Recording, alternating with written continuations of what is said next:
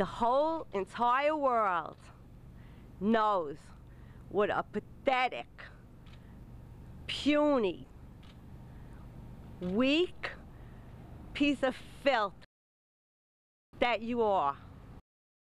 Alex, you're in Howard Beach in front of the police command post as they search for evidence and clues to track down a killer of a jogger who was murdered last week.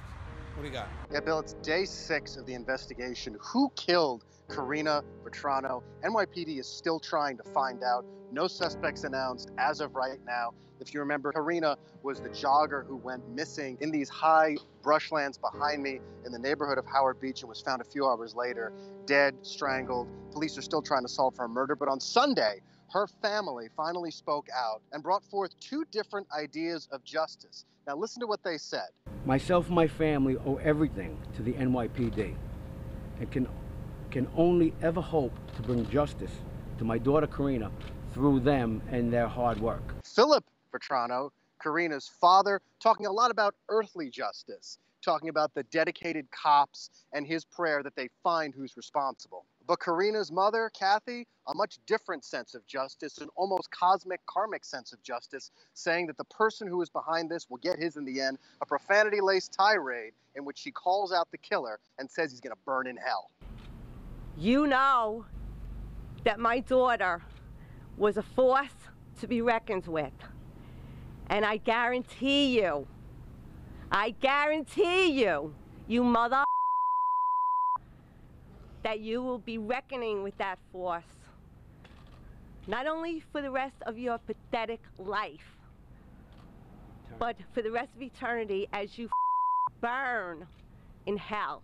I hadn't been able to chase this story last week, so I came up here Monday morning for the first time. And what I wanted to do was get the lay of the land, set the scene. What did Karina see and what did her killer see when they went into this marsh? It does give you an idea of how high the brush is here and how difficult it would be to see someone from the roadway or have somebody see you. I also heard that there was a homeless encampment somewhere back in the area where Karina was running, and I wondered if there could be any possible connection. I met a retired custodian who was fishing. He said the fish weren't biting, but he gave me a little bit of information as to where the homeless people hang out. Usually they're okay, they don't bother anybody. They actually clean up the beach a little bit by picking up the cans and the bottles just to make an extra buck or so. Under the Cross Bay Bridge, I went, taking a look around, looking to see if there was anything there. Instead, I ran into a kind man, Muhammad Yasir, and his chickens. I mean, what's it like down here? Is it quiet? I mean, it's peace and quiet, and thing, you know. And besides, I'm taking care of my chickens. Those are yours? Yep.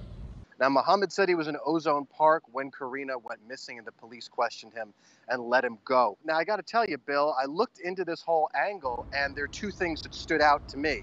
First, the whole homeless encampment, both the area under the bridge that I went to and the larger structures that have been talked about as being back in the brush but that I couldn't find, are in the opposite direction from where Karina was running and quite a big distance away down Howard Beach. And secondly, the people who live under that bridge and homeless people in general, they want to keep a low profile. Their whole tendency is to withdraw and stay away from people and not draw attention to themselves. Now, police have not put forward any leads. They haven't said specifically if they have a suspect, who their suspect is. We know they're probably testing DNA, and we know that they have a heavy police presence around here. You can barely go across the street without seeing an NYPD car. Posters are all over the place, and white ribbons that show the love this community is feeling for one of their loved ones who's lost. I can't even imagine or wrap my head around what the family's going through. But I completely relate to the mother's feelings and her words because she's a cancer survivor and she did not survive cancer to have her daughter be sexually assaulted and strangled to death.